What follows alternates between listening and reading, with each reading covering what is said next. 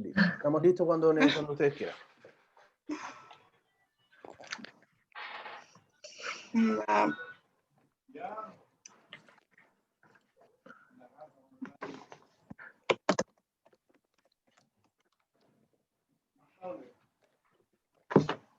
¿La pauta dónde está? La de evaluación. En evaluación, arriba donde tenían pestañas, una de las pestañas dice evaluación. Evalúe.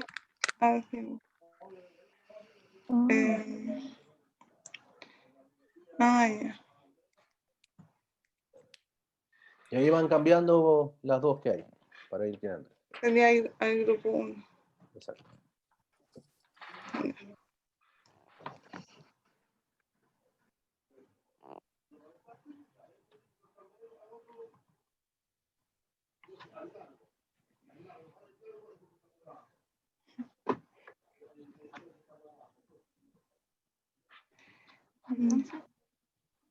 Entonces, ¿Son las pacientes? ¿Sí?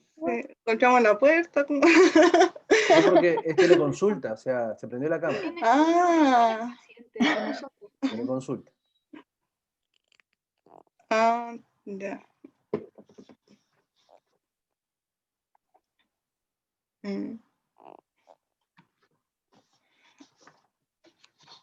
¿Quién es el doctor? Pero nosotras somos pacientes, ¿no? Sí. Ustedes son... Grupo 1 paciente y grupo 3 médico. Ya. Ya. Ya.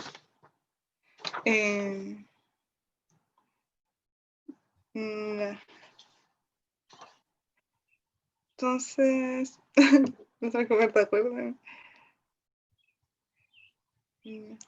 O sea, buenas tardes. Buenas ¿Quién es el tardes. paciente y quién la acompaña? Ya, yo soy la paciente, me llamo Alejandra y estoy aquí con mi hija Camila. ¿Ya? ¿Por qué viene? Lo que pasa es que a mí me llamaron de mi CEFAM para decirme que tenía una hora con la médico porque hace 3 meses que no retiro mis medicamentos. Así que me llamaron y aquí estoy. ¿Ya? ¿Por qué hace 3 meses que no puede retirar su medicamento? Lo que pasa es que en mi casa todavía me quedaban los que tenía, entonces ¿para qué iba a salir a exponerme si todavía tenía para poder tomármelo? Ya, perfecto. ¿Qué medicamentos utiliza? Yo estoy tomando Enalapril todas las ¿Ya? mañanas y tomo también Eutirox. ¿Hace cuánto que los utiliza? El Enalapril hace 5 o 6 años y el Eutirox hace 10. Me dice que todavía le quedaban medicamentos. ¿Sí? ¿Cuándo fue la última vez que los retiró y por cuánto tiempo le dejaron esa receta? Ay, no me acuerdo hace cuánto fue la última vez, pero deben haber sido unos 5 meses o 4 meses quizás y me dejaron receta para un mes. O sea, 30 días. ¿Y le sobraron medicamentos? ¿Todavía le quedaban? Sí, es que sí, los tenía ahí algunas igual de antes, pero de hecho todavía me quedan medicamentos. ¿Ya? ¿Cómo se toma usted los medicamentos? Por ejemplo, Antes, ¿a qué horas del día? ¿Todos los días? Si se siente bien, no se los toma, o cuando se siente más mal los toma. el Eutirox me lo tomaba todos los días antes del desayuno. Y el ¿Ya? Enalapril igual me lo tomo en la mañana, pero en realidad no le voy a mentir. Antes de la pandemia yo me lo tomaba todos los días bien, pero después de la pandemia, papá, no. Pero después de la pandemia empecé a desordenarme un poco con los medicamentos. ¿Ya? Así que ahí me los tomaba cuando me acordaba o cuando me sentía un poco mal. Yo igual me doy cuenta cuando ando con la presión más alta. ¿Y ¿Ya? por qué le siente pasó cuando eso? De que ¿Cómo? se desordenó con los medicamentos. ¿Por qué cree usted que se desordenó más? Yo creo que es por la pandemia, porque antes yo tenía como una rutina, me levantaba, salía a trabajar y ahora ya no hago nada de eso, pues entonces no me las tomo. ¿Y qué está haciendo ahora? ¿Qué hace en su día a día ahora? ¿Qué se dedica en la casa? Ahora yo hago las cosas de la casa, soy dueña de casa, cocino, hago el aseo y veo tele también en los ratos libres. Nos dijo que usted trabajaba antes de la pandemia. Sí, pero trabajaba independiente, se podría decir, haciendo como estos matutes. Iba a las empresas, compraba mis cosas de ropa, un poco de joyas también, de plata, y iba empresa por empresa vendiendo. Tenía ahí mis clientas.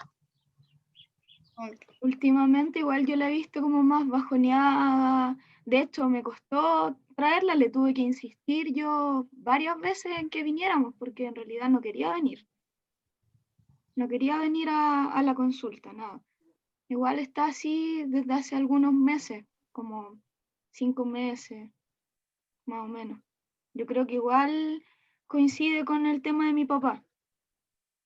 ¿Qué pasó con su papá? Mamá, ahí, cuéntale qué es lo que Lo que pasó. pasa es que hace 5 meses casi que nosotros nos separamos con el papá de mi hijo, ya no estamos juntos. ¿Ya? Fue muy complicado el proceso. O sea, sí, pues, todas las separaciones son complicadas, me imagino.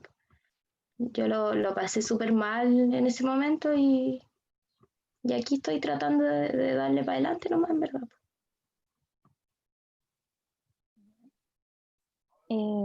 ¿Usted tiene, por ejemplo, algún hobby, alguna actividad que le gustaba realizar como por gusto? O sea, a mí me gustaba mucho trabajar. Yo lo pasaba ¿Ya? muy bien porque las clientas que tenía igual me contaban sus cosas y hacía vida social igual, pues, más que quedarme en la casa siendo dueña de casa y siendo mamá. Pero ahora ya no lo puedo hacer, pues ahora básicamente lo que hago como fuera de los quehaceres es ver tele. Mm.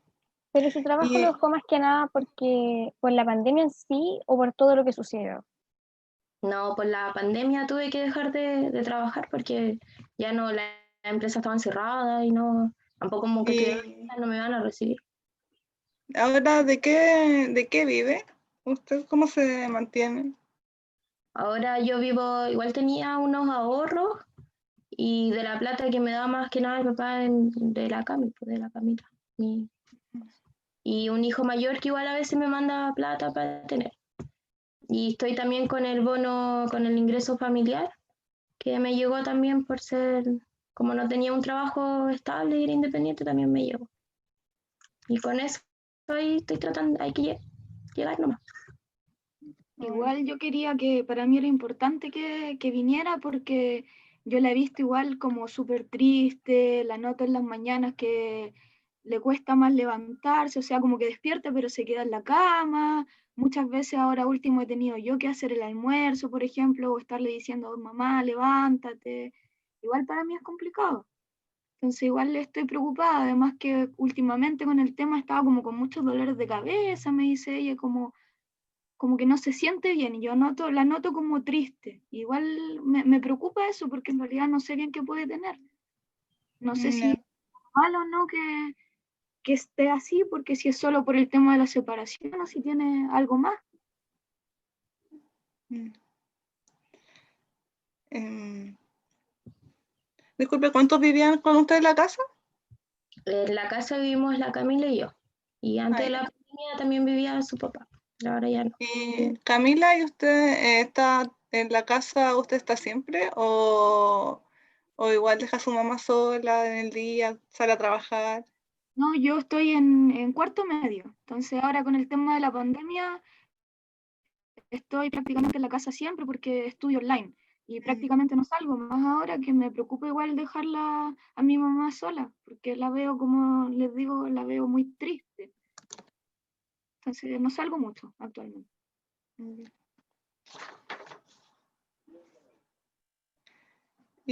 ¿Y usted cómo se siente con respecto a todo lo que dice su hija? ¿De verdad que se siente triste, se sentía más bajoneada? Sí, igual me he sentido más triste. Además que ahora igual la escucho y saber que ella siente que ha tomado responsabilidades que quizás no le corresponden, como hacer el almuerzo, ir a levantarme. En realidad yo no me había dado cuenta que estaban pasando esas cosas. Y sí, igual me siento más triste, más cansada también, sola, me siento súper sola. La Camila ha sido un apoyo súper grande este tiempo, pero igual uno, sí, pues yo soy joven todavía, tengo 49 años, me gustaría hacer otras cosas, pero no puedo. No me dan ganas, a veces sí ando con ganas, pero veo que no puedo salir, que no puedo hacer nada, porque me da miedo también contagiarme. Mm, sí. Mm,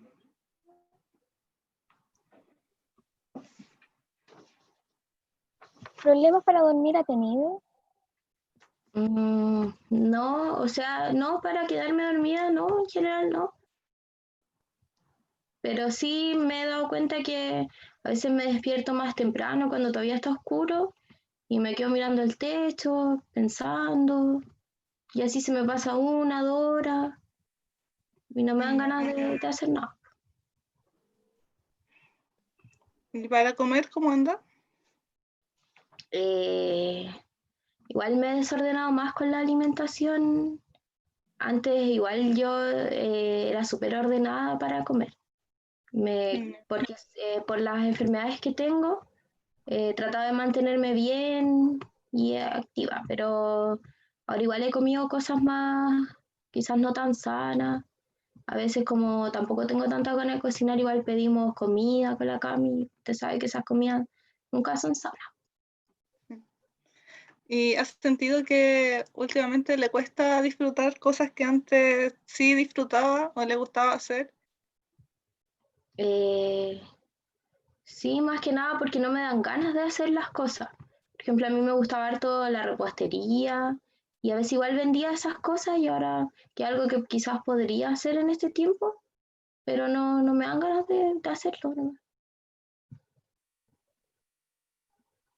Ok. ¿Ha tenido alguna otra molestia, algo que nos quiera contar? No, los mareos y los dolores de cabeza, sí he sentido que son más fuertes últimamente. He tenido ¿Y que eso tomar, de cuándo? Ah, sí. eh, diría que hace como unos 3, 4 meses que, no sé, los dolores de cabeza sí son más frecuentes y a veces me despierto y me levanto y estoy mareada, pero no, o sea, me tomo un paracetamol, a veces un ibuprofeno y ando mejor. ¿A qué asocia usted esos mareos y esos dolores de cabeza? No sé, yo creo que puede ser que la presión anda un poco alta, pero ahí igual cuando yo siento que tengo la presión alta, me tomo un enalapril. Que usted dice que sabe cuando tiene la presión alta. ¿Qué siente? Siento como que me da calor, como que, no sé, me mareo, a veces me duele la cabeza, pero es distinto a los dolores de cabeza de todos los días, sino ¿Por que qué? como que, porque siento Por ejemplo, como los bochornos, que se podría decir. ¿ya? Pero estos dolores que le están dando ahora, ¿cómo son? ¿Le duele un puro lado? ¿Le duele como si le apretaran la cabeza? ¿Qué No, siente? es toda la cabeza y es como que me pulsa, así como que yo siento no sé cómo ¿Ya? explicarlo, pero es como que me pulsa el dolor. Sí, sí, lo entiendo. ¿Y antes, cuando es, por ejemplo, por la presión, es lo mismo o ahí es distinto? ¿Cómo lo Eh, definiría usted? no, es que esos son los que yo digo que es porque me tengo la presión alta. Los otros son como que me duele el cuello. Como el ¿Ya? ¿Le cuello, duele atrás o todo el cuello? no, atrás más que nada y como toda la cabeza en realidad. ¿Qué le pasa Eso, con lo que se hace para eso? ¿Con el ibuprofeno, el paracetamol? Sí, a veces se me pasa con los paracetamol que me tomo 2. Y si no se me pasa con eso, igual a veces me tengo que tomar uno de estos migranol que le llaman. ¿Sí? Y ahí se me pasa. Pero eso es casi nunca. Porque el doctor igual me dijo que tenía que tratar de no tomar eso. Sí, es que tienen algunos componentes que hacen que, más que ayudarle con el dolor de cabeza, se exacerba un poquito. Entonces hay que evitar un poco. Es mejor usar dos paracetamol, un ibuprofeno, antes que usar un migranol, por ejemplo. Sí, eso igual me había dicho el doctor.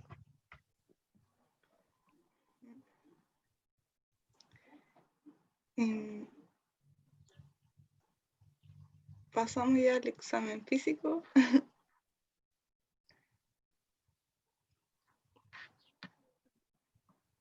Aquí, ¿cómo lo hacemos para el examen físico? Pregunta Javier. No, yo creo que podemos dejarlo por aquí. Ya después a la vuelta, cuando hagamos el debriefing, vamos a tratar de entregar lo obtenido en la historia que vas a conversar con tu grupo, Lilia, para poder discutir juntos después. Cuando discutamos el caso, partimos con eso, con la presentación de los datos obtenidos y también alguna recomendación a los pacientes. Ahora vamos a pasar al grupo 2 como paciente, ¿bien? Que estaba observando. El grupo 3, que está haciendo el rol de médico, va a ser el rol va a descansar. El grupo 1 va a ser el rol de médico. 2 pacientes, 1 médico. 3 observadores.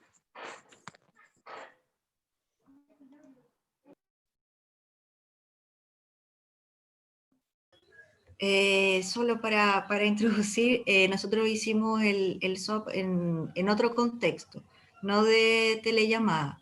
Así que para que puedan introducir eso. Alejandra creo que va a ser la paciente. Perfecto.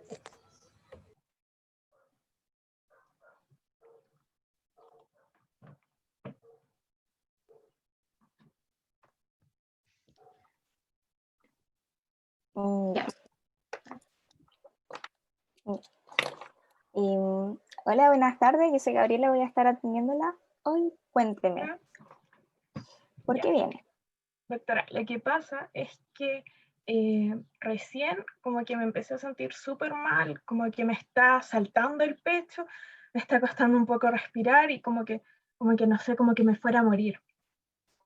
Ya, ¿esto le había pasado antes o es la primera vez que le pasa? O sea, un par de veces me ha pasado antes, pero no tanto como ahora. O sea, de repente como que siento que me late el corazón y como que me ahogo un poco, pero no tanto. Ya, ¿y hace cuánto fue que partió con esto y qué estaba haciendo?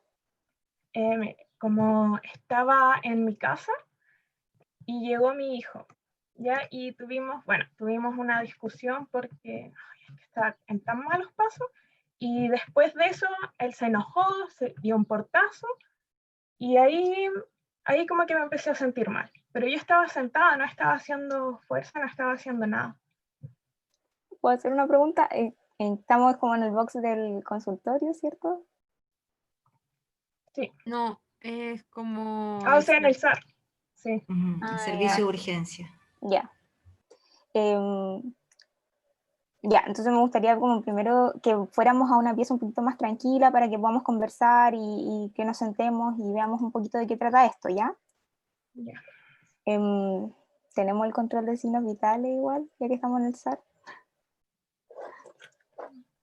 Sí, sí lo tenemos. Está con una frecuencia cardíaca de 115 latidos por minuto, frecuencia respiratoria de 23 por minuto. Está con una saturación ambiental de 98% y algo más que... y temperatura de 36.7. ¿Más que necesite saber? La presión me la dijiste que se me fue. Presión 128,75. Ya, súper. Ya, entonces me cuenta usted que tuvo una pelea con su hijo. Sí. ¿Qué fue? Me dice que anda en malos pasos. ¿Hay algo que le moleste? ¿Cómo es su relación con su hijo? Sí, lo que pasa es que ahora último se está juntando con unos niños y llega a pasado marihuana y yo estoy casi segura que algo más, que no es solo marihuana lo que consume. Y le digo a mi esposo, le digo, habla con él y no, nada, así que yo tengo que hablar con él y me grita y discutimos y ya casi todas las semanas. Pero hoy día ya fue como... ¿Y en la casa viven los tres o viven más? Solo los tres. Ya, ¿es su único hijo o tiene más familia? Es mi único hijo. ¿Cuántos años tiene él? 17. ¿Y usted y su esposa? Yo tengo 48 y mi esposo tiene 49. Ya. ¿Y su hijo tiene clases? ¿En qué se encuentra él? O sea, está en clases supuestamente en el liceo por internet, pero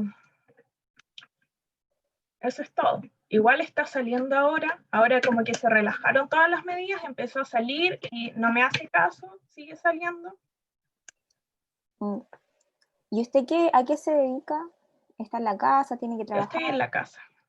Ya, pero como dueña de casa o algún trabajo. Yo soy dueña de casa, no trabajo. ¿Tu marido? Mi marido trabaja en la construcción. Ya, él sale. Sí. Entonces, la mayor parte del día está usted con su hijo. Sí, por eso él no me quiere ayudar, porque llega, dice que está muy cansado de la pega y ya, se sienta a ver tele. Ya. Entonces su marido no le apoya en realidad con el tema de su hijo. Nada. Y con su hijo tampoco está muy dispuesto a escucharla. No. ¿Vino con usted o vino sola? ¿La acompañó alguien? Vine sola, si tiene que estar ahí encerrado todavía. Es que no salió. Y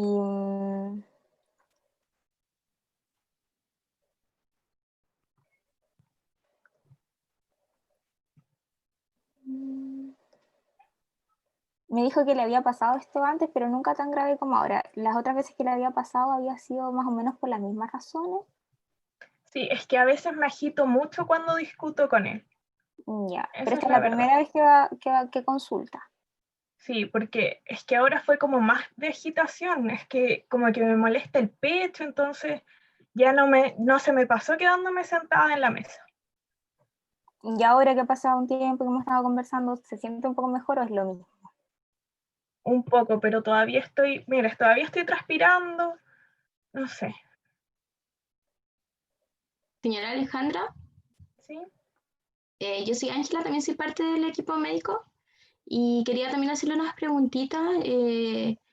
¿Usted tiene alguna enfermedad? O sea, soy diabética y tengo el colesterol alto. Ya, ¿y cómo están esas enfermedades? ¿Se las trata todo bien? O sea, estoy en control en el CEFAM y estoy con metformina y no me acuerdo cómo se llama el otro medicamento, pero siempre me dicen que me porto más o menos bien. Ya. Y usted dice que tiene que siempre que pelea con su hijo se queda sentada en la mesa y se le pasa. ¿Y estas peleas qué tan frecuentes son? O sea, en general cuando llega más tarde debe ser como a la semana, todas las semanas ya casi estamos peleando este último mes. Sí, Ya. ya no sé qué voy a hacer con él. ¿Y usted le ha preguntado a él si, por ejemplo, esto fue un cambio de actitud que usted notó en él de un momento para otro? Es que se empezó a juntar con otros niños, unos vecinos nuevos que llegaron y de ahí yo creo que empezó a cambiar. Ya. ¿Y usted le ha dicho a él, le ha hecho notar este cambio como de actitud que él ha tenido? Sí, le digo, pero me dice que qué me meto yo, que no me meto en su vida, así que no puedo hacer más. ¿Y alguna vez él ha sido violento con usted? O sea, no conmigo, pero ha roto un par de platos, de repente bota las cosas de la mesa, pero a mí nunca me ha levantado la mano. Ya, pero ¿usted se ha sentido insegura estando con él en algún momento? La verdad es que sí. Y ¿Y ha pensado alguna vez, ya que hablar con él no ha dado resultado, que participe su marido no ha dado resultado, que quizás necesita a alguien más que lo vean, por ejemplo, llevarlo a control con médico, terapia, ver a alguien alguien que esté disponible en el colegio, en el liceo, tal vez que hable con él como para poder empezar a resolver? O sea, eso sería lo ideal, pero no me hace caso, entonces yo creo que llevarlo arrastrando, no sé, se me hace difícil.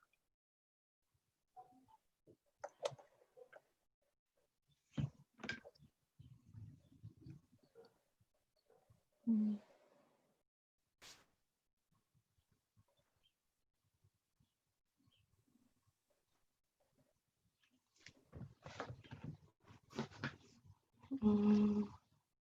¿Desea preguntar algo de cómo se encuentra la paciente en este momento, el examen físico o algo así?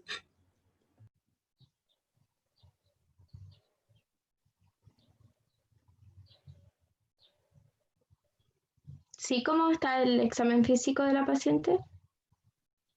Bueno, los signos vitales son los que ya mencionamos.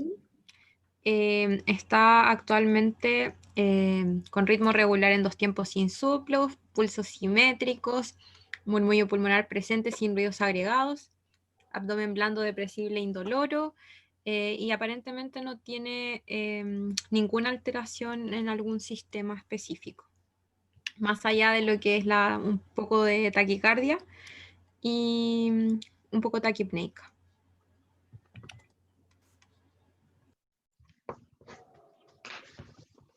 Gracias.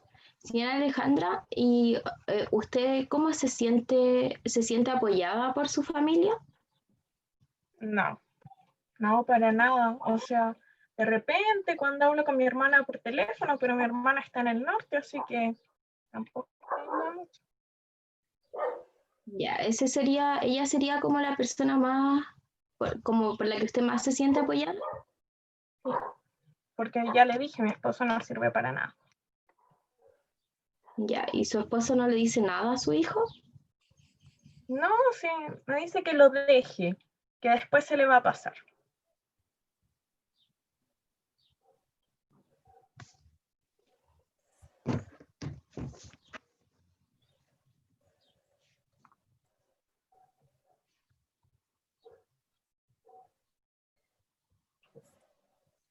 Pasamos al otro grupo. Liberemos tensiones. Pongamos la cámara.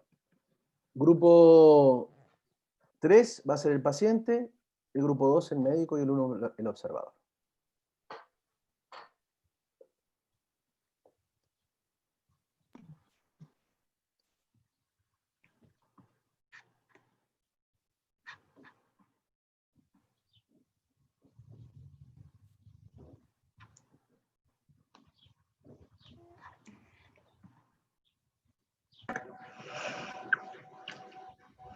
¿Dónde se está desarrollando este escenario? En la consulta. ¿De un CESFAM? ¿Así? Ya, perfecto. En control de comorbilidad. Ya. Morbilidad. Buenos días, adelante, pase a la consulta. Nos presentamos, nosotras somos la doctora Valenzuela y la doctora Garrido. ¿Cuál es su nombre y por qué viene acá? Yo me llamo María. ¿Ya? Y vengo a control de mi diabetes. De su diabetes. Ya, perfecto. ¿Y ha venido previamente a controles en este CESFAM? Sí, yo soy diabética hace mucho tiempo y siempre tengo controles aquí, pero el último control no había podido venir, pero aquí estoy, ya vine. ¿Y cómo se ha sentido el último tiempo? La verdad es que me he sentido bien. He estado un poco sola en la casa, pero no he tenido de mi enfermedad, yo no siento que esté mal, pero tenía que venir para poder controlarme, para estar bien. ¿Con qué se está usted actualmente controlando su diabetes? ¿Medicamentos? ¿Con qué se está Yo controlando ahora? tomo metformina 3 veces al día y otra pastilla más que no sé cómo se llama, ¿La pero clamida será? parece que sí es. ¿No toma ningún otro medicamento o no tiene ninguna otra enfermedad? No, ¿Que usted conozca? no, nada. Solo la diabetes. Asmática, alergia a algo. Una cosa. Ya, perfecto. usted nos decía que se ha sentido un poco sola últimamente. ¿Con quién vive en su hogar? No, yo vivo sola. Es que mi marido murió hace 4 años, entonces desde ahí que estoy solita viviendo en la casa. Perfecto. ¿Y a quién acude usted cuando necesita ayuda en alguna cosa o dentro de su enfermedad o en la vida cotidiana? Yo llamo a mis vecinos y a mi hermana, que igual está siempre atenta a mí. Eh, mis vecinos en general, que yo igual vivo en una parte lejos, entonces me cuesta que mi familia me vaya a ver, y entonces mis vecinos son como a quienes yo acudo cuando tengo algún problema. En general no me pasa mucho. Ya, perfecto. Entonces usted nos dice que lo único que ha sentido es prácticamente eso, como un poco sola durante este periodo de cuarentena, me imagino, pero ¿algún otro síntoma o algo que nos podría indicar respecto a su enfermedad actual? No, en verdad, yo siento que, o sea, más la preocupación de estar bien, igual intento, dentro de lo que se puede, intentar tomarme mis remedios como, de la mejor forma que puedo, porque en verdad estando sola igual a veces me cuesta y por eso también falté el control anterior, entonces me preocupa estar bien, por eso vine. Ya, perfecto. ¿Y cómo está con el medicamento actualmente? ¿Lo está tomando bien? ¿O O sea, me lo tomo, intento tomar todos los días, pero que a veces, como estoy sola, no sé si me lo tomé, a veces me lo tomo de nuevo, quizás de repente se me olvida, yo no sé, en verdad. ¿y qué Entonces, es lo por que ahí, De 10 pastillas, ¿cuántas se tomará? Si pudiera dar un número. ¿de cuántas? De 10. No sé. No llevo la cuenta, yo solo intento tomármelos cuando... Una por medio, la mitad que se salte, o muy a lo lejos se salta las pastillas. Que no me doy cuenta, pero yo creo, o sea, quizá se me olvidará día por medio alguna, o no sé, lo intento hacer bien. Perfecto. ¿Y qué es lo que más le cuesta en su día a día actualmente? Como que yo hago las cosas de la casa, me voy a jardinear, entonces ahí como que mato las horas. Quizás estar sola me cuesta más, que me aburro, pero intento estar activa para tener la mente igual ocupada. Ya. Discúlpeme, señora María, no le preguntamos al inicio, pero ¿qué edad tiene usted? 67. Ya, perfecto. ¿Alguna molestia que nos quiera referir antes de pasar a la siguiente parte de la entrevista? No, ninguna. Ya, perfecto.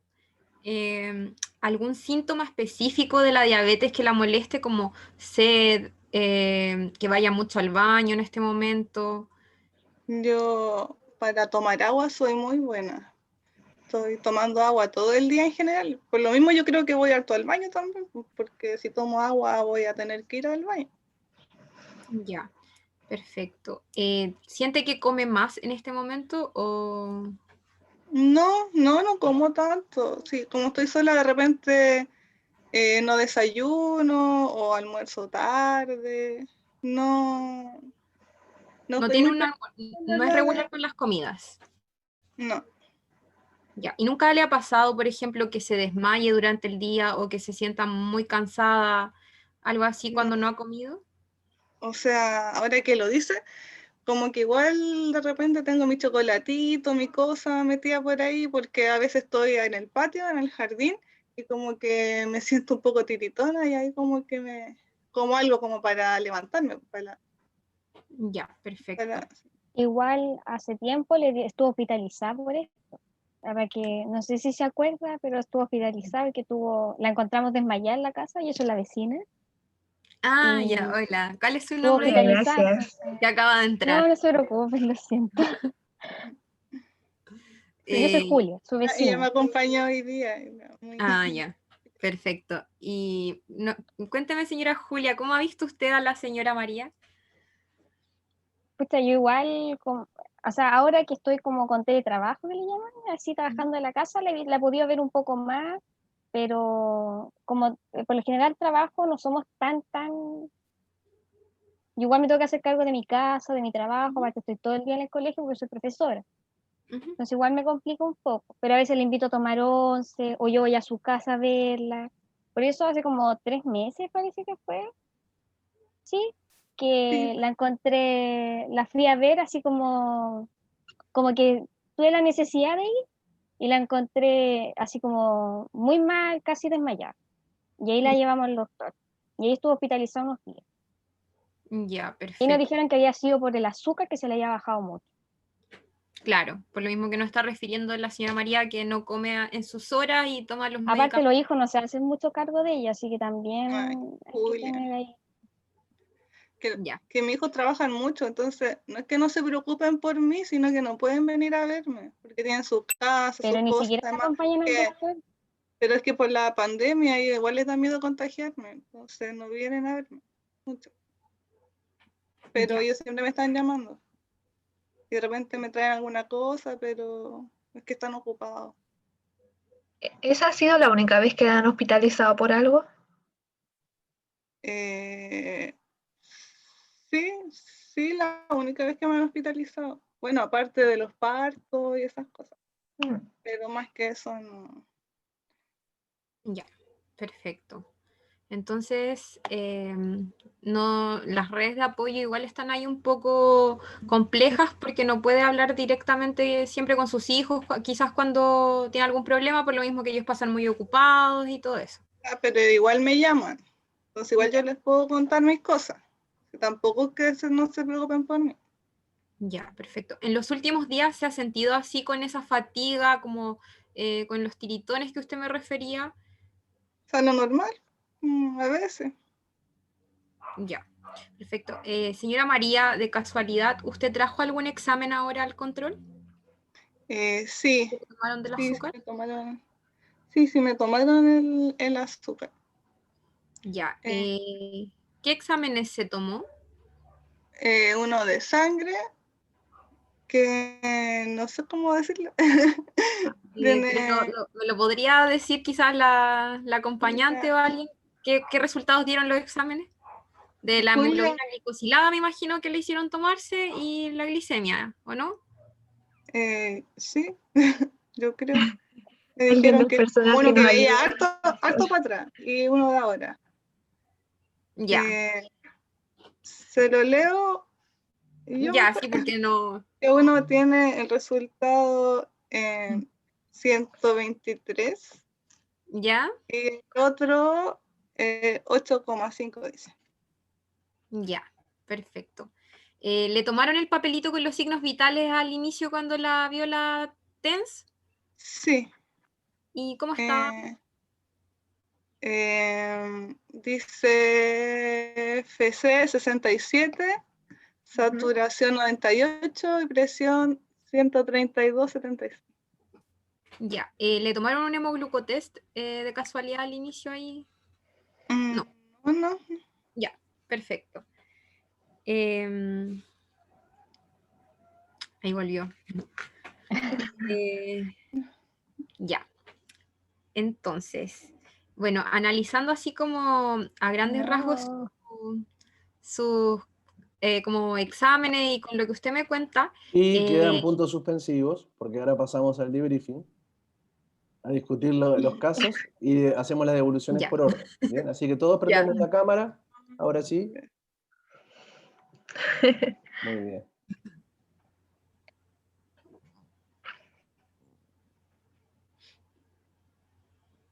Muy bien. Eso. Salimos de las actuaciones, volvemos al encuentro docente-estudiante, compañeros. Vamos No a ver. nos acompañó mucho el internet. No, yo creo que lo hicimos bien, Tiempo. porque mantuvimos la dinámica a pesar de los pesares. Fue Esto la es peor parte posible. parte de la forma en que estamos trabajando ahora, así que nos pasa en todos los contextos. Nos pasa con pacientes, de verdad, o sea, hay que llamarlos por teléfono o pasarse al WhatsApp, así es como trabajamos hoy cuando hacemos teleatención. Bueno, primero quería preguntarles qué le pareció la dinámica en general, con total honestidad, y después vamos a pasar a hacer ese análisis uno a uno de los casos que hemos visto. ¿Cómo se sintieron? Yo lo encontré entretenido, pero igual es difícil a veces ponerse como en la situación, estando así como por videollamada. No es lo mismo que estar ahí como actuando en simulación, por ejemplo. Sí. Al principio estaba así un poco confundida, no entendía muy bien qué tenía que hacer y después ya me enchufé como bien a lo que tenía que hacer. También es parte de que estamos aprendiendo la plataforma recién ahora, la de telepatología o de mosaico, como se llama. En la descripción del caso aparecen cada uno de los contextos, o sea, pero como estamos sobre la marcha, nosotros vamos creando, y está bien, eso es lo importante. Pero ahí uno puede ordenarse más y saber cuáles son los objetivos específicos de cada acción. Sin duda, estar en un lugar donde uno está con una persona enfrente es más fácil como para poder avanzar en el proceso. Pero yo creo que salió bastante bonito. Vamos a pasar a ver el caso número 1. Me gustaría que el grupo que actuó como médico pudiera contarnos y contarle a los pacientes qué datos obtuvieron, qué les parece que tienen pacientes, cómo pueden ayudarlos. Ya. Lo decimos como en el orden del SOAP. Me gustaría, eso ya empezaron bien, ya me empezaron a ganar el corazón. Bien. Ya, sí. Ya. Entonces, los objetivos, teníamos que, bueno, una paciente que estaba deprimida, una paciente que no se tomaba los medicamentos de manera adecuada, que decía que se había desordenado más que nada por la pandemia, una paciente que estaba separada hace 5 meses y que tenía dolores de cabeza, cefalea, que ella refería que eran por la hipertensión hace 4 meses. También había dejado de trabajar luego de la pandemia y de hacer las cosas de la casa. Tenía un ánimo deprimido, tenía anedonia, insomnio de despertar. Eso pusimos en el subjetivo. Muy bien. En el objetivo, bueno, más que nada como la fase, como estaba como triste, le pusimos fase depresiva. No, en Sí. el objetivo, En el objetivo yo los compliqué porque les corté parte del objetivo, después me di cuenta, estoy arrepentido, ya, pero después no lo hice en los otros grupos, al menos aprendí el error. Claro. Y después para subir una fase depresiva. Sí. Después del examen físico pensábamos ver el tema de las expectativas, pero no pasó. Y bueno, en la evaluación pensamos que tiene una depresión. Es que no sé cómo unir el SOAP con el otro, con el CIFE. Con el CIFE. Sí. Acá tenemos a la Porque también Sopola, hicimos el CIFE. Le vamos a dar el paso a ella, doctora Carrasco, por favor. Sí, es que depende de cuál es la interacción que tengas con el paciente, ¿no? Entonces, por ejemplo, vuelve a leer tu SOAP, tu subjetivo. Que era una paciente deprimida, que no se tomaba los medicamentos de manera adecuada, que decía que esto era porque se había desordenado más que nada por la pandemia, que la paciente estaba separada hace 5 meses, presentaba cefalea. Ya, pero vamos a lo subjetivo. Entonces, la paciente ingresa en el box y me relata que presenta dolor de cabeza hace tanto tiempo, ¿verdad? Entonces, ¿cuál es el motivo de consulta por el cual viene la paciente? Entonces, ahí empecemos con el subjetivo. Paciente, fulanita de tal, ingresa al box, la cual me relata que viene porque tiene cefalea o dolor de cabeza. Entonces, ahí yo ya estoy en la parte subjetiva. ¿verdad? Porque ella te está relatando y tú no estás objetivando aún porque no has hecho la Alicia, Alfredusa, ¿no? Entonces todavía es algo subjetivo. Y ahí tú puedes entrar y preguntar cómo es ese dolor, cuál es el sentimiento que tiene. Entonces tú le preguntas, ¿y este dolor realmente le incomoda? ¿No? ¿Con qué relaciona usted este dolor? ¿No? Entonces ahí entra el CIFE, cuando tú vas a la parte subjetiva del motivo de consulta del paciente. Entonces, relátame el CIFE de esa paciente. Los sentimientos con respecto al dolor no los preguntamos, como que teníamos Ya, las pero ideas. imagínalos ahora. Claro. A ver, ¿qué te podría haber respondido una paciente X?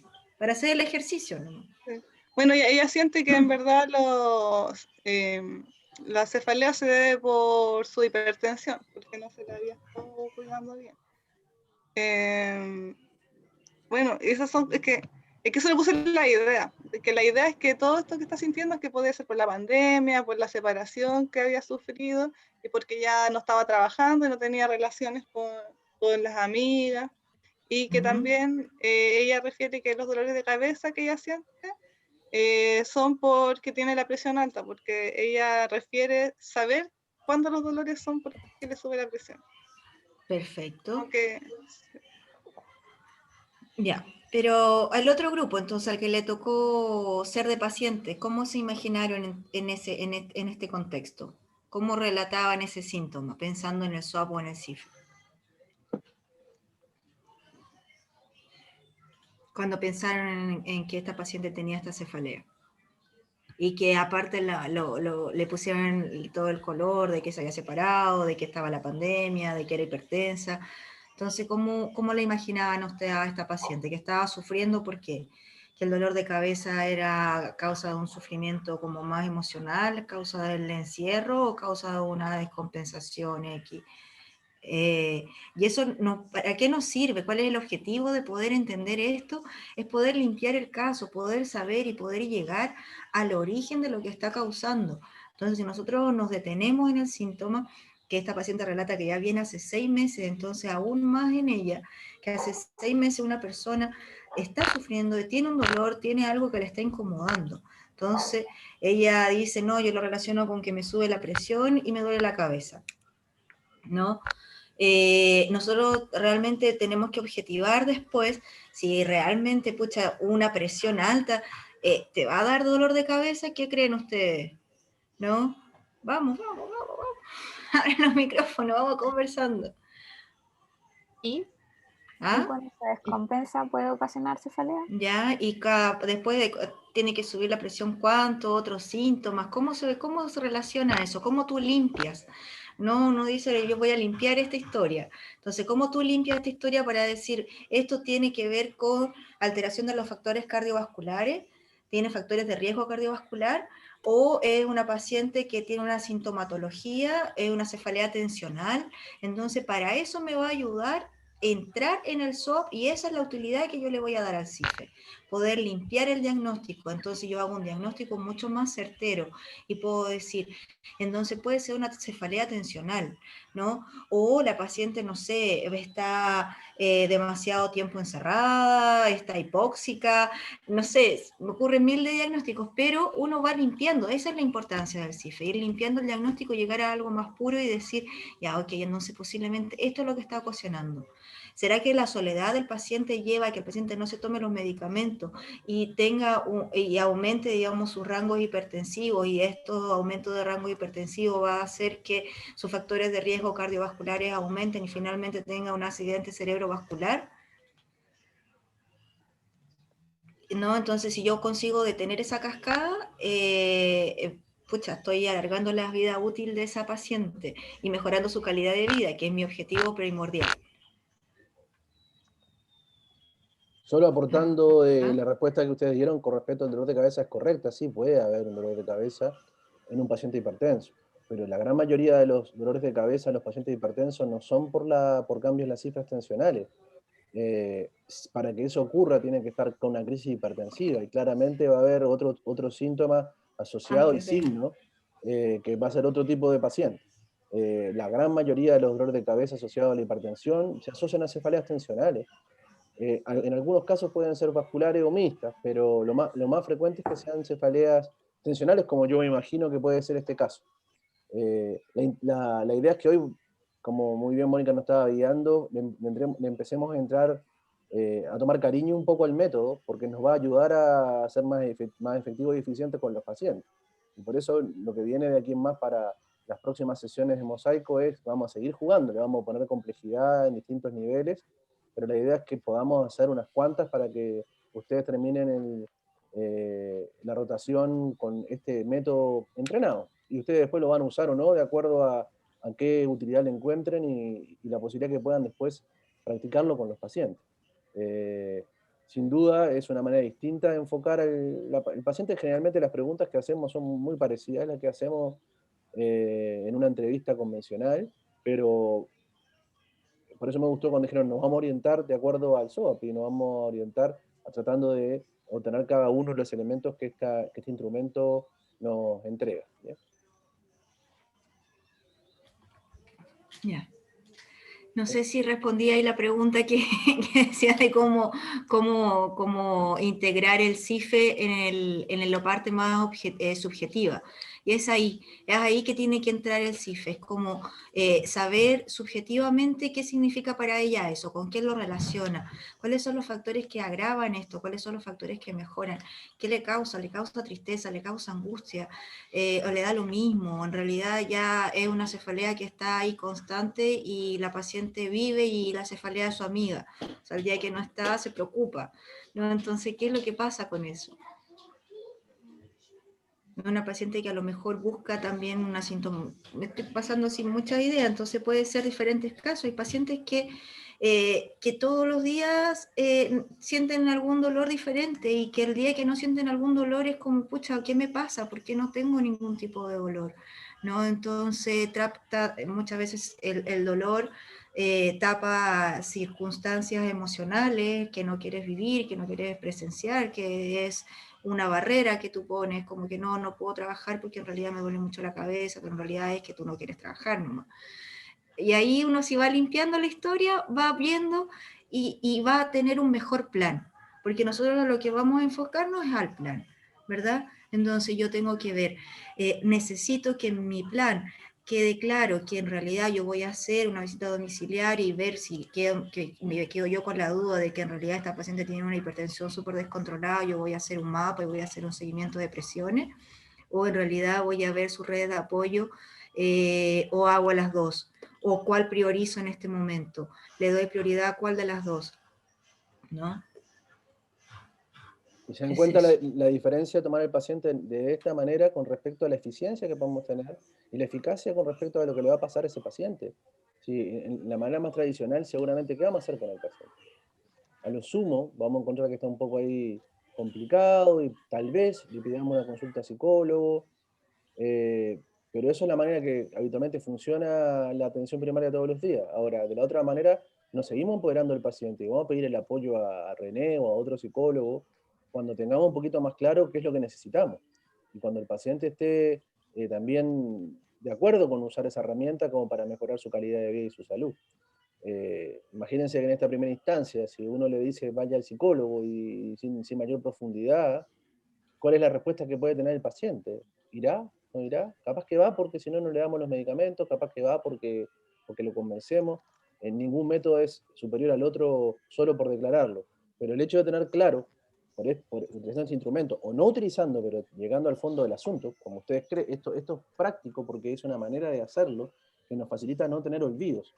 ¿Bien? Sobre todo cuando no tenemos tanta experiencia. Entonces uno va tomando buenas decisiones. Y hablando de planes, ¿qué plan le podrían ofrecer a esta familia, a esta paciente?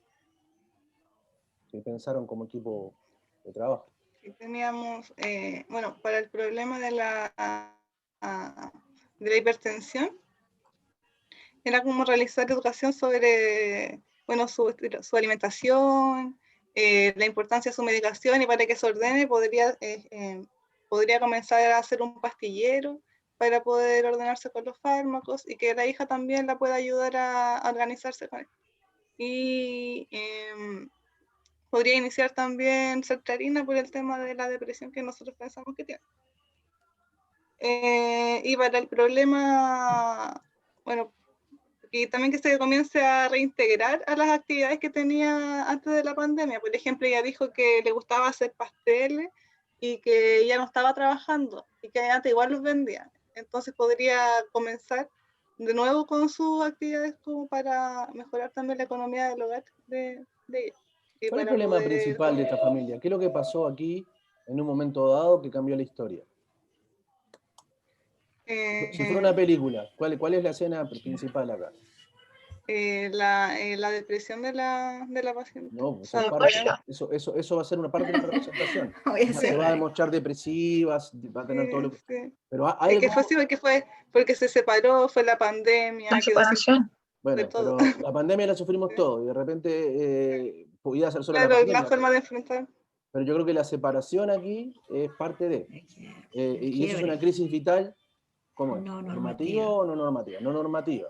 Entonces, inclusive hasta el diagnóstico de depresión, uno lo puede hacer. Podría ser como... Claro, puede ser un duelo esto, ¿no? O sea, ¿alguna vez se pelearon con una pareja?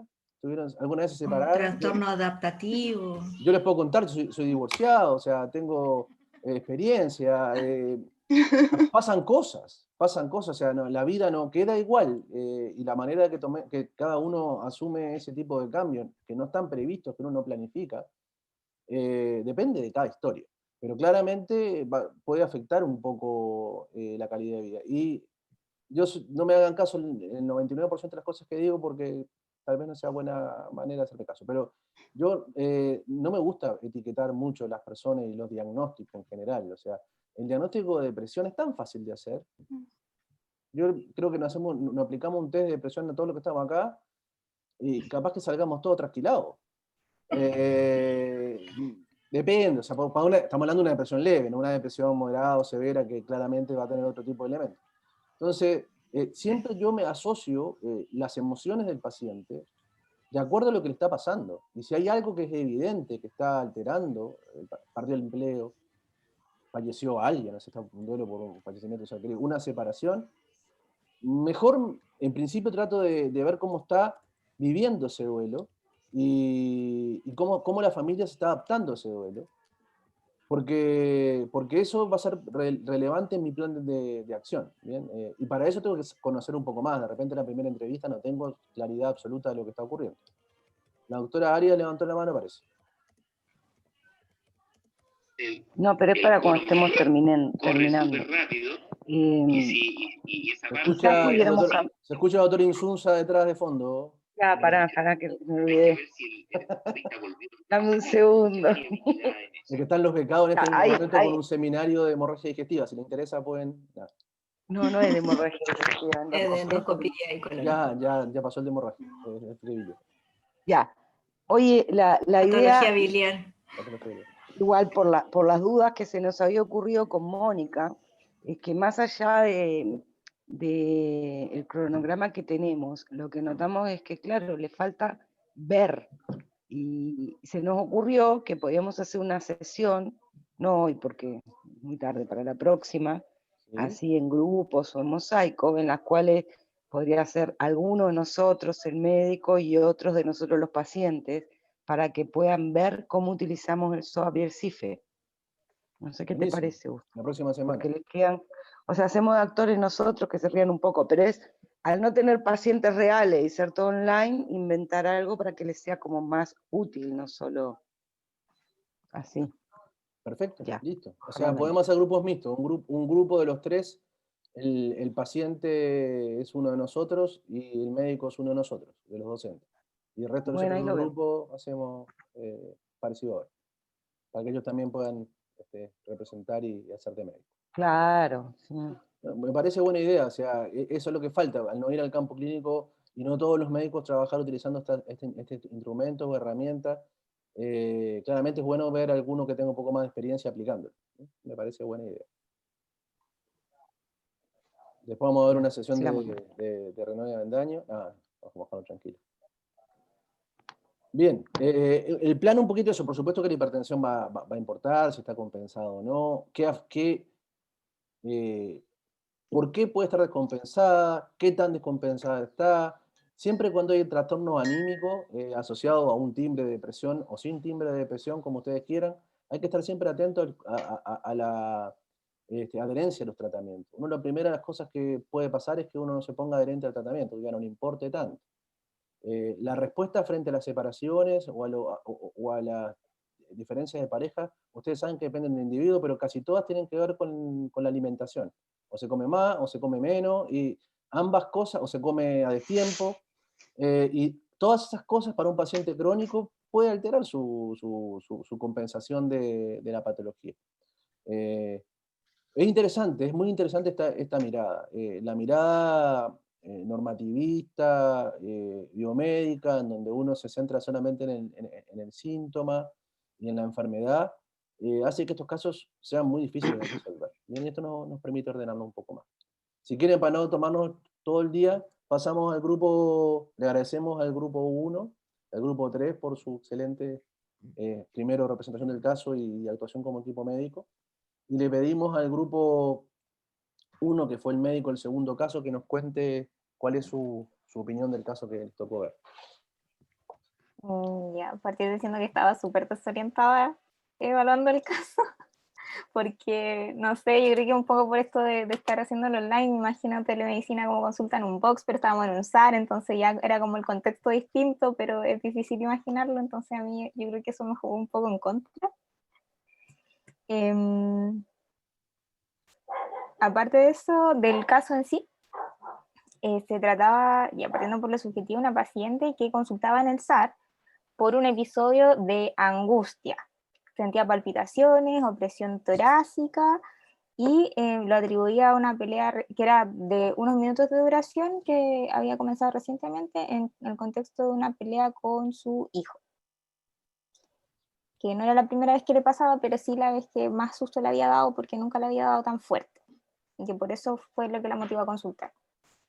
De la parte objetiva, en realidad lo que recabamos que estaba taquicárdica, pero tampoco tenía 115 de latidos, me parece, taquipneica y diaforética, que eso al final la misma paciente lo refiere. De la evaluación, o sea, a mí lo que me pareció, no sé si calificarlo como una crisis de pánico, porque en realidad la paciente sí estaba muy preocupada por lo que le estaba pasando, pero no manifestaba así como que se sentía que se iba a morir o que le pasaban como más cosas, sino que para mí estaba como con un episodio de una angustia muy grande por el tema que tiene en la casa. Y en relación a ese tema, sentía como que la familia tenía muy poco apoyo, que estaba teniendo estos conflictos con el hijo, que no recibía apoyo del marido, que en términos así como para ver la parte del CIFE respecto a lo que ella manifestaba de su patología, en realidad solo tengo así como la parte de los sentimientos, que era que tenía poco apoyo de la familia. Porque ideas, bueno, igual lo atribuye a este evento con el hijo, pero no sé, o sea, como que no evalué qué tanto le afectaba en la vida diaria. Sí, mi compañera preguntó qué tantas veces era, pero no así como le afectaba en su funcionalidad o la dinámica de la casa. Y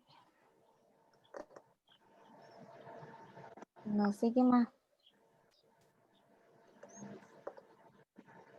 Creo que con respecto al plan, y ahí como que también para mí partir con el manejo ambiental, viendo que se veía que era como de origen como afectivo con todo lo del hijo, pero yo creo que ahí faltó hacer más cosas estando en el SAT, porque no sé, ahí como apoyo de mi grupo, manejo fármaco. Sí. La paciente igual sentía como las palpitaciones, y ella decía que eso era como lo que más le preocupaba en ese momento y que por eso consultó. Entonces, quizá uno, si le llega un paciente así, uno sabe que probablemente no se esté infartando, pero sí debimos haberle hecho un electro para que la paciente tranquilizarla. Tranquila, y también porque es parte del protocolo, en verdad. Si un paciente consulta por dolor torácico, hay que hacerlo, aunque uno piense y sepa que Lo más No, probable hubiera sido una herramienta súper útil para como empezar a calmar a la paciente, diciéndole que no se preocupara, que en realidad no era algo así como de vida o muerte lo que le estaba pasando en ese momento. Entonces, hubiera sido buena idea.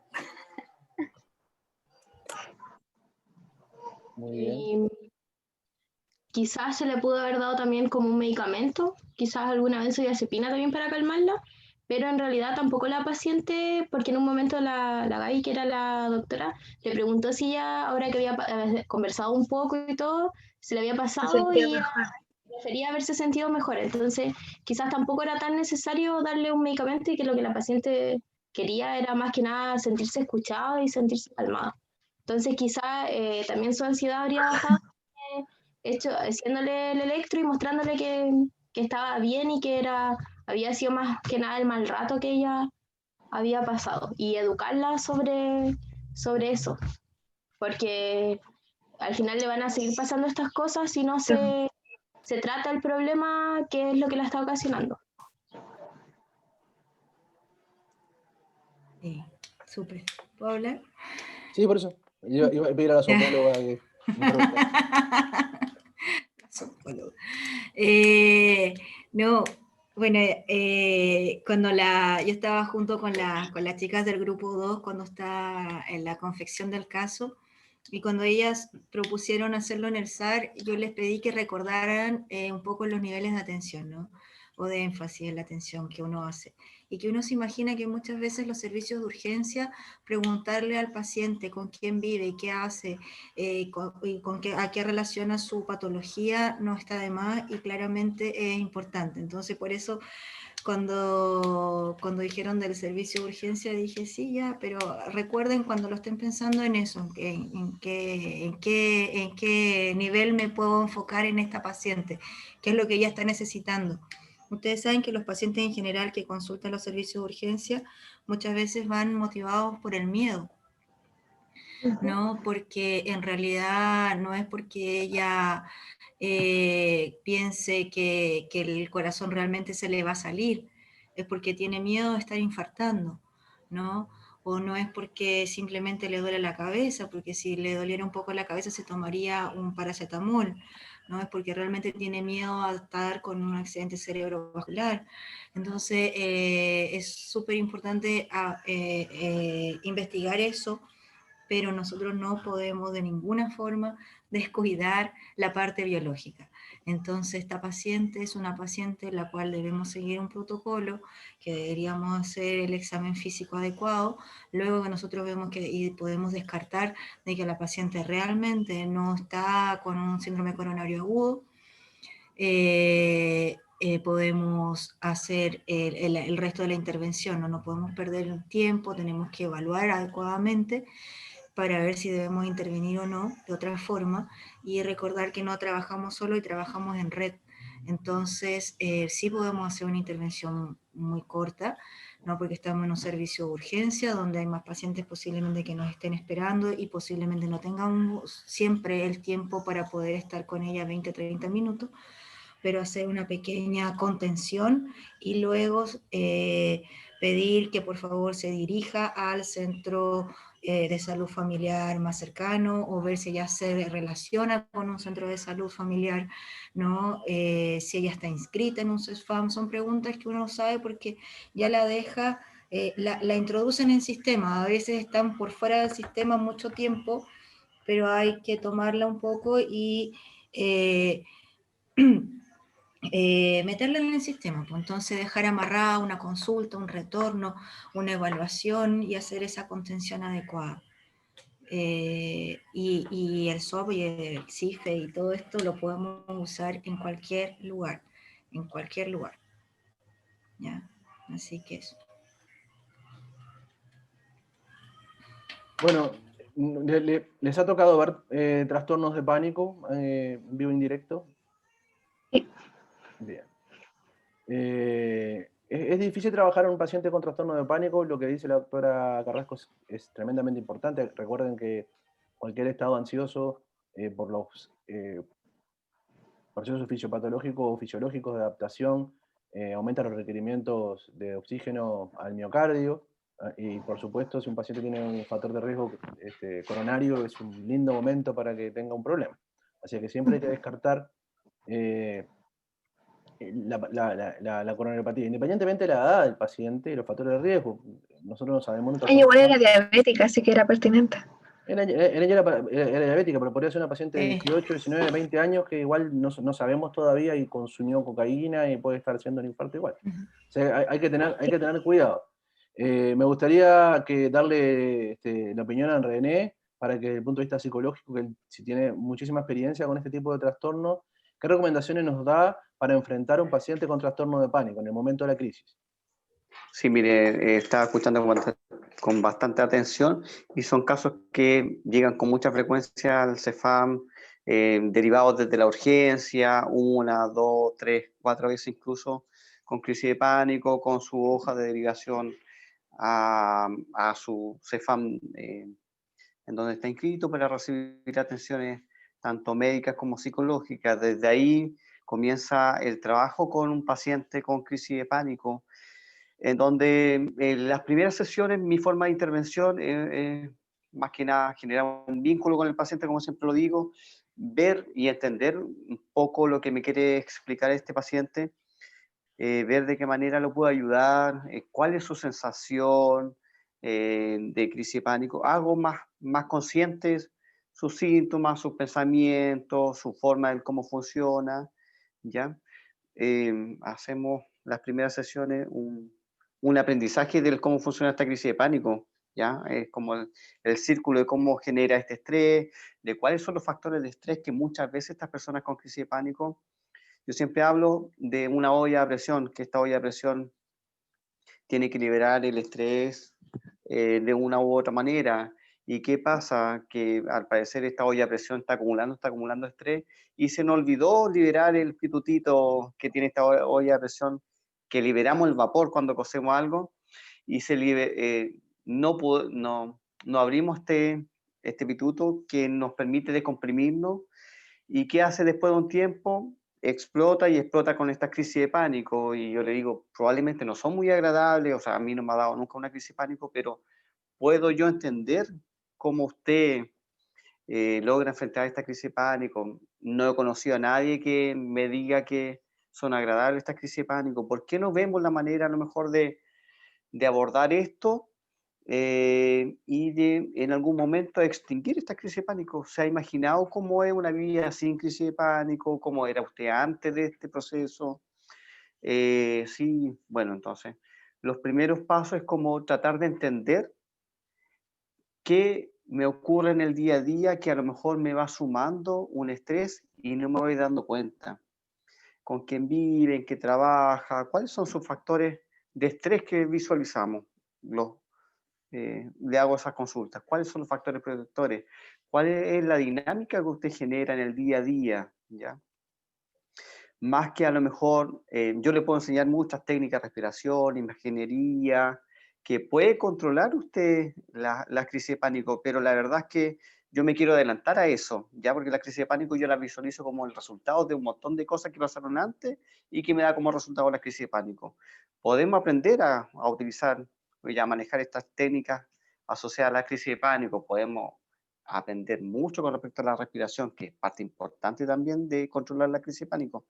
Pero yo quiero que usted aprenda cuáles son sus factores de estrés, qué en el día a día le genera malestar emocional o malestar generalizado en el día a día, para que a lo mejor esta mochilita que vamos acarreando en el día a día tratemos como de no cargarla, de no asumirla y que no termine como este resultado de crisis de pánico, ¿ya?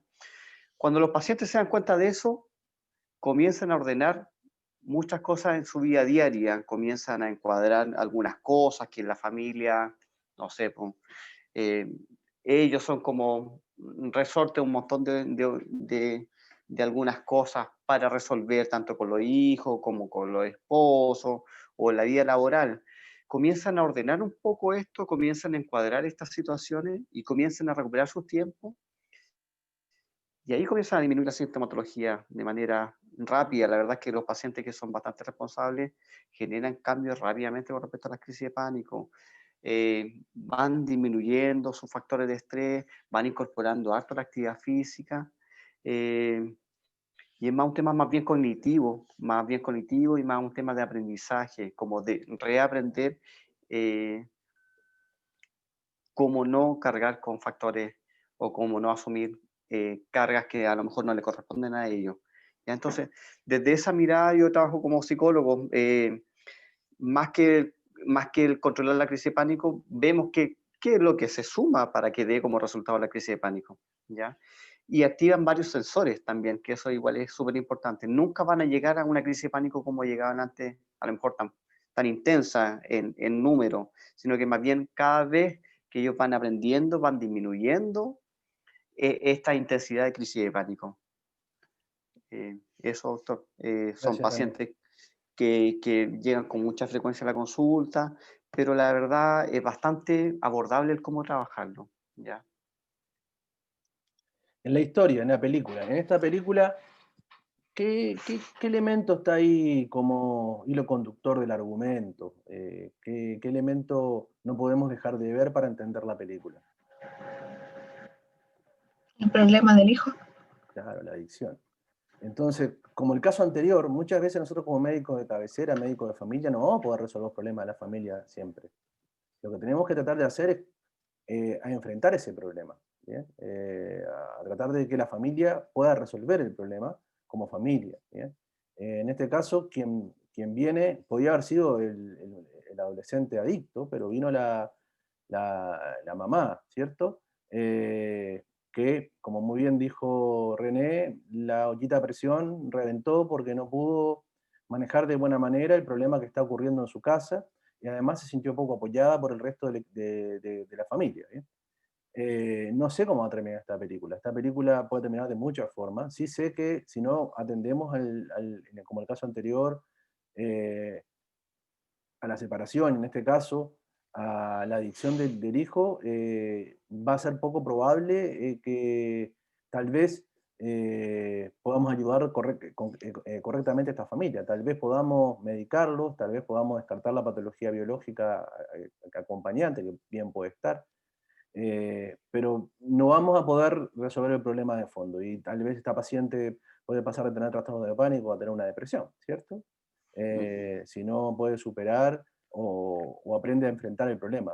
Trabajar en la familia con adictos de cualquier tipo, puede ser adicción a drogas, alcohol, a los juegos, es complejo. El tratamiento de las adicciones no es simple. Y sobre todo porque requiere en primera instancia que el adicto entienda que tiene un problema, y las etapas de aceptación o no del problema pueden ser diferentes. Pero nosotros tenemos un paciente acá que es la mamá, y lo primero es que ella también tiene que identificar que tiene un problema y que ese problema tiene solución, y que hay que aprender a abordarlo, ¿bien? Y que nosotros vamos a estar como equipo ayudando a esa familia a abordar ese problema. Luego que ya descartamos lo biológico, luego que le enseñamos por qué está sintiendo lo que siente, probablemente con todo ese proceso podamos evitar que los síntomas disminuyan, podamos lograr una mejora de adherencia del paciente al tratamiento de su patología crónica, y que nos va a encontrar un apoyo, o sea, va a encontrar un grupo de especialistas que la van a entender lo que está pasando en esa familia, y que seguramente vamos a ser oído constante y permanente de cómo va avanzando su situación, cómo va avanzando esta película, esta historia. Por eso también es muy importante manejar las agendas, porque si nosotros nos abrimos con este paciente, que es en el SAR, pero después va a ir a una consulta a un CEFAM, pero después resulta que no puede conseguir nunca hora con nosotros o con los integrantes del equipo, perdemos muchas oportunidades de que realmente seamos un punto de apoyo para esta familia para salir adelante de sus problemas, ¿no? Muchos de los síntomas, muchos de los problemas de salud de nuestros pacientes van a tener relación directa con lo que pasa en su hogar. Y si no conocemos esa parte, vamos a tener menos herramientas para resolver los problemas concretos. No somos nosotros los que podemos asegurar que el hijo deje de ser adicto. Nosotros tampoco podemos resolver que en el caso anterior, que no sé, que la pareja vuelva a estar junta, o que aparezca una nueva pareja, o no sé, esas cosas dependen de la historia de su familia, pero sí podemos acompañarla en ese tipo de procesos que aprendemos a hacer. Vamos a pasar, la doctora Arias, ¿algún comentario de este caso, doctora?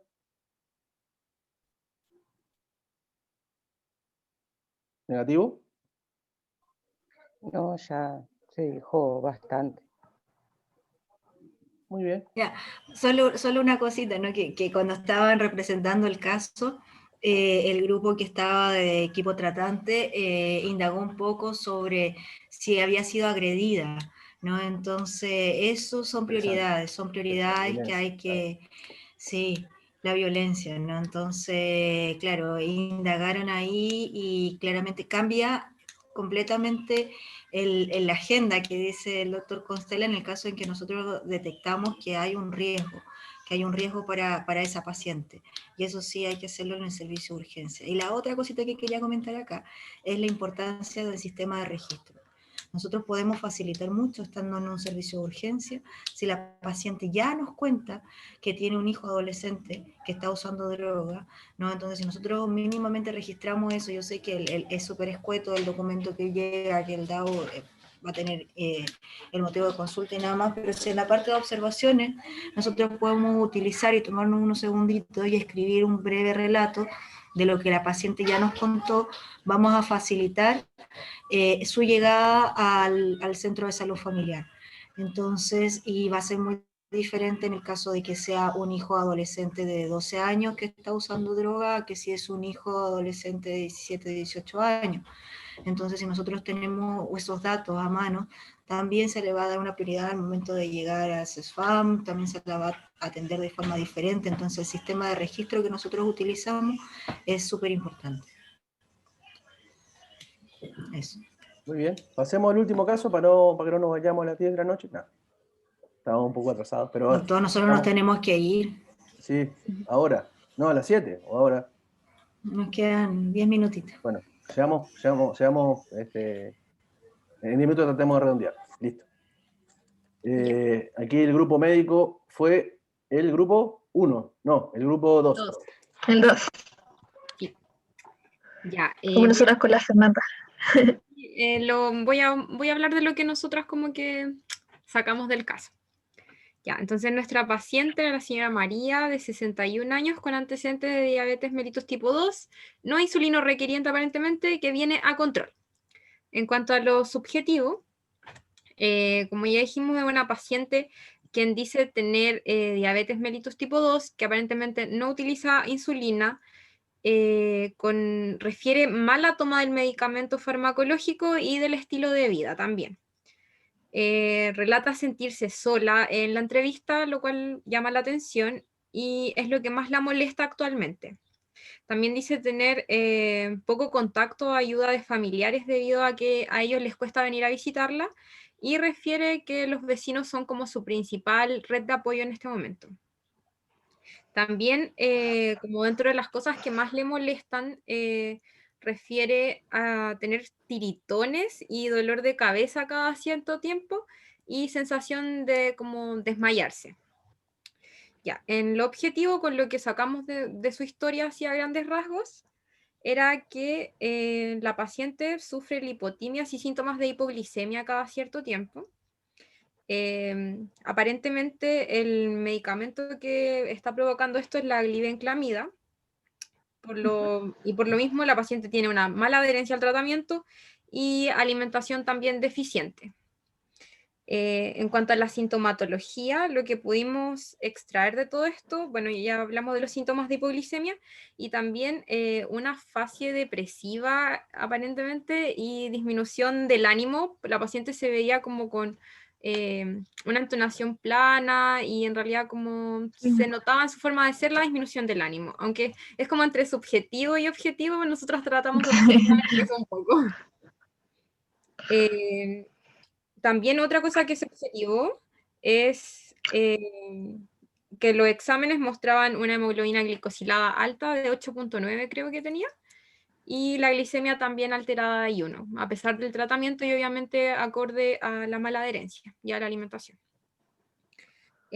Como en el análisis del caso, lo que extrajimos de todo eso es, uno, las escasas redes de apoyo, lo cual puede ser también lo que provoca la mala adherencia a su tratamiento, los controles, su mala alimentación en el fondo, y el alto riesgo de que esto pase a mayores, o sea, el riesgo de hipoglicemia pase a mayores con alguna caída o en alguna situación en la que ella no pueda contar con ayuda de algún familiar o alguien que pueda llevarla a un centro de salud.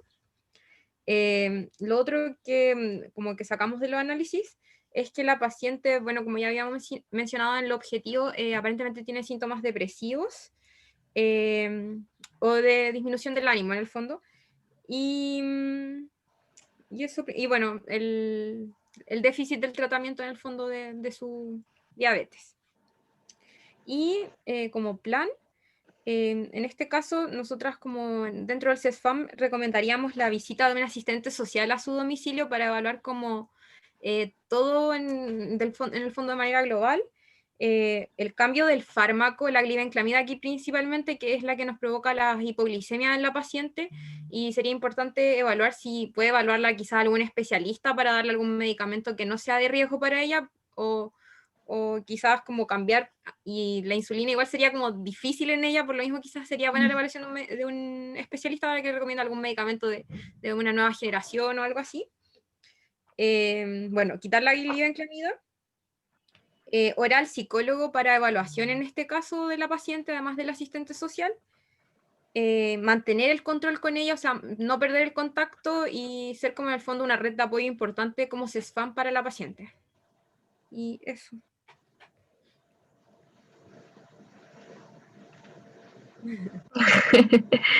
Muy bien. A mí las derivaciones rápidas siempre me ponen nervioso. Digo, porque yo qué sé, aquí, ¿qué es lo que identifican en esta historia como lo principal, el hilo de argumento que hay que trabajar? No separación, no drogas, ¿qué pasaría aquí? La red de apoyo. El abandono. La falta de la red de apoyo. O falta de apoyo, o sea, investigar un poco de eso. Y tal vez el trabajador social lo puede hacer, pero también lo podemos hacer nosotros. De repente la familia o la persona que ya no tiene más confianza en nosotros, que somos un médico tratante, nos puede contar un poquito más las cosas, y nosotros de repente haciendo un par de contactos iniciales, porque el trabajo social la puede ayudar a inscribirse en ciertos programas, a pedir ciertas ayudas, que claramente no lo vamos a hacer nosotros, pero el resto... habitualmente es mejor visto y mete más presión cuando uno recibe un llamado. Hola, sí, ¿quién habla? No, habla el doctor Constenla, yo soy el médico que está atendiendo a su mamá, me gustaría conversar con usted. Ya asusta, ya, porque lo primero que va a pensar es que le pasó algo a la mamá. Primero quiere decir que esté tranquilo, su mamá está bien, pero me gustaría hablar, papá, y ahí uno lo hace permanentemente y eso ya puede servir solo esta llamada a que haya una conversación. Muchas veces los abandonos no entendamos que hay perversidad del otro lado, puede haber desatención, concentración en las actividades diarias, no darse cuenta, no querer darse cuenta de lo que está ocurriendo, y a veces con pocos movimientos uno logra cambiar esa historia, y no necesita, y vamos a suponer, si a esta persona la va a visitar, vamos a suponer que tenga 3, 4 hijos, no sé, el caso, y un hijo y que vivan relativamente cerca, o si no olvidémonos de la pandemia, ¿no? Una situación no pandemia. La van a visitar en forma rotativa un hijo cada 3 días. ¿Van a necesitar psicólogo? Los hijos hacen una vaquita y le ayudan a comprarse los medicamentos, disfrutan con ella. Tal vez sí, psicólogos necesitamos todo, pero de repente medicalizar el asunto, es decir, que este problema de abandono se soluciona porque tiene un problema de salud mental, tiene un problema familiar. Tiene pobreza, no puede comprar sus cosas, no puede comprar los alimentos que necesita. Debe sentirse seguramente triste por eso. Ninguna persona que ha tenido toda una vida por delante y se encuentra con necesidades y carencias y enfermo en la última etapa de su vida, pero además idealiza, porque son los hijos lo más maravilloso que hay, y por supuesto tuvo que venir la vecina a decir que tus hijos no te pescan mucho, o sea, porque a uno le cuesta asumir que los hijos pueden ser malos, en ciertos aspectos, ¿no? Bondad o maldad es difícil definir, pero que claramente no están sirviendo como red de apoyo a la manera que necesitamos, es complejo.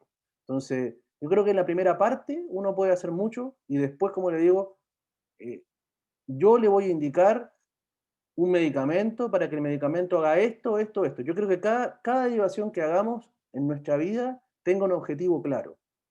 Yo le voy a indicar que vaya a ver al psicólogo porque me interesa que esto, y además llamo al psicólogo, hola René, te voy a mandar una paciente que tiene estas características, mira, me gustaría trabajar, listo, y me llama, me dice, sí, la vi, así se trabaja con los pacientes. Las derivaciones de papel, en el rosado, en el blanco o en el online, en el sistema, funcionan más como aspirina o paracetamol para el equipo médico para sentirse que hace bien la pega y la mayor parte de las veces aporta poco. No tiene continuidad y siempre tiene que haber uno que tenga la posta y nosotros somos los que tenemos la posta. Porque la sociedad hasta el día de hoy, en cuestiones de salud, es al médico en el que confían. Entonces no podemos soltar. Yo creo que está bien. Si en este caso un trabajo social es necesario, el psicólogo es necesario, hay que ver los timings. ¿Cuándo va a ser útil eso? Cuando ya generemos la confianza suficiente en el grupo familiar para que entiendan cada una de esas intervenciones qué objetivos cumplen, y va a ser más factible que esos objetivos se cumplan cuando uno tiene esta confianza en relación médico-paciente. Y siempre es muy, o sea, es cosas que se han perdido, pero yo lo hago permanentemente. ¿Cómo le fue con el psicólogo? ¿Cómo piensan que se siente el paciente si el médico la llama y le pregunta cómo le fue con el psicólogo? ¿Cuánto nos demoramos en eso? ¿Cuánto? Hasta un WhatsAppito puede ser. A veces estamos ocupados y con el WhatsAppito alcanza. Un audio por el WhatsApp. Para que escuchen la voz, porque la voz igual tiene cosas. O sea, que las palabras escritas en el WhatsApp no las tienen. Para obtener todas esas cosas que son necesarias para poder elaborar el plan, ustedes utilizaron de buena manera este instrumento, pero ahí vamos a dejar el espacio para que otros hablen también. Ya no lo voy a aburrir. Virginia, Mónica. Yo quiero generar más comentarios con respecto a eso. Es verdad lo que dice el doctor Constella, en la atención primaria, bueno, y la secundaria también, pero yo que trabajo en la atención primaria, el rol del médico es un rol bastante potente, bastante activo, dentro de una población el que está probablemente más validado con respecto a la atención, ya donde hay más demanda de horas, entonces, por ende tienen una cartita bajo la manga distinta a la que podemos tener los demás profesionales. Hay mucha más validez con respecto a los tratamientos, a los tipos de intervención paciente-médico, entonces, es por eso que a lo mejor ustedes son un puente generador de cambio con el paciente, ¿ya? Ustedes tienen un plus distinto, lo que ustedes dicen probablemente es la ley para el paciente, entonces también tenemos que tener ojo con lo que decimos porque los pacientes son muy literales, ¿ya? Ponen muy rápido en práctica lo que uno dice y repiten también lo que uno les dice, entonces también hay que tener ojo con respecto al que verbalizamos en eso, ¿ya? Y es verdad, muchas veces los médicos a lo mejor ven en ciertas problemáticas que a lo mejor por tiempo no pueden resolver y que derivan rápidamente. Pero si ustedes en algún momento tienen tiempo para generar otros tipos de intervención, tienen que hacerlo porque es la oportunidad. Además de que tienen un plus, es la oportunidad para generar un cambio con el paciente porque hay casos puntuales en donde hay temas que solamente el médico lo sabe, ni siquiera ha llegado a oídos o no ha llegado el vínculo con el paciente terapeuta, con el psicólogo, que no he llegado yo a saber de ese tema y que el médico lo sabe hace rato. Entonces, hay que tener ojo con eso, porque probablemente ustedes tienen muchas más herramientas y tienen muchas más posibilidades de incorporar este cambio en el paciente, ¿ya? Y es verdad lo que dice el doctor Constella, muchas veces un llamado telefónico, un mensaje o una visita domiciliaria ayuda un montón para generar estos cambios y para que el paciente se sienta claro, contento, seguro de que hay un médico, un equipo de cabecera que está trabajando y que está monitoreando los cambios que tiene que generar el paciente en la vida diaria. Entonces, no descuiden eso, que es una herramienta potente que ustedes van a tener al momento de trabajar en la atención primaria, el cambio y la rápida intervención que pueden realizar con el paciente. ¿Ya? Eso. Sí, rapidito también aquí. Virginia, ¿querías decir algo? Virginia. ¿No? Ya. Que que aquí digamos, el principal problema de esta paciente que nosotros detectamos en esta consulta es el problema de adherencia. Entonces, cuando nosotros hacemos nuestro plan, lo que tiene que estar como arriba es poca adherencia o sin adherencia al tratamiento. Y después nos dedicamos a investigar qué es lo que pasa con este paciente y en base a la adherencia empezamos a trabajar. Entonces, una de las estrategias que podemos utilizar es una visita domiciliar. Otra estrategia que podemos utilizar es el control metabólico. ¿Tiene adherencia o no tiene adherencia? O sea, ¿ha controlado sus índices? ¿Ha mejorado o no ha mejorado? El pastillero es una de las formas en las que podemos investigar, ¿no? Y después de que nosotros vamos conociendo a este paciente, haciendo un vínculo y descubriendo qué es lo que pasa con esta adherencia, y saber, ¿no? ¿Será que es de interés de ella tratarse, es de interés de la paciente tener una adherencia y tener sus controles metabólicos al día, o no es de su interés? ¿No? Pero nosotros, si tenemos claro cuál es el problema, que es la adherencia, ya empezamos a trabajar hacia abajo, y ahí vamos haciendo un plan, ¿no? Pero antes tenemos que hacer un trabajo de investigación, así de Sherlock Holmes, ¿no? Investigar ahí qué pasa con esta usuaria, por qué esta paciente, por qué esta persona tiene que recorrer a sus redes de apoyo comunales, o sea, vecinales, dónde está su familia, qué crisis pasó. Nosotros no podemos forzar situaciones, no sabemos cómo fue la relación de ella con los hijos, de repente nosotros nuestra estrategia es que los hijos la vengan a ver, pero de repente ella no crió a los hijos. Entonces tenemos que investigar, tenemos que saber frente a quién estamos, porque no podemos forzar situaciones. O sea, ¿cómo le vamos a ir a pedir a un hijo que se haga cargo de una madre que a lo mejor nunca cuidó a su hijo? Entonces, hay que hacer ese trabajo ahí de Sherlock Holmes, no de investigadores. Muy bien, estamos presionados por los tiempos, nos van a sacar así de escena, así que le agradecemos. Para la próxima semana le voy a mandar un link, vamos a trabajar más o menos lo mismo, sigan estudiando el material, vamos a agregar complejidad, como le decía la doctora Arias, vamos a nosotros representar uno de los casos, y vamos a seguir analizando, ¿bien? Sí, les dejé aquí en el chat la invitación. Ahora a las 7 nosotros nos vamos a una discusión de un artículo científico, es un artículo que habla de las enfermedades mentales en profesionales de la salud. Entonces va a estar bien interesante, si es que quieren participar, no es obligatorio, pero es altamente recomendable. Así que los invitamos, va a ser la doctora Peña, que es una de las monitoras de Maule, y van a haber algunos alumnos también aparentemente de pregrado, de tercer año, hay funcionarios del CESFAM de Maule, hay varios psicólogos, psiquiatras, así que va a estar un poco grato. Y un coffee break impresionante. Ah, no, eso no es. Y el coffee break, claro. Delivery, así que manden las direcciones en el chat. No. Pásenlo bien, chao, nos vemos. Hasta luego. Chao, nos vemos. Chao, así que si quieren... Chao, gracias. Les voy a mandar al correo el link del YouTube porque así nos aseguramos que lo puedan ver. Ya, Sí, chao. chao.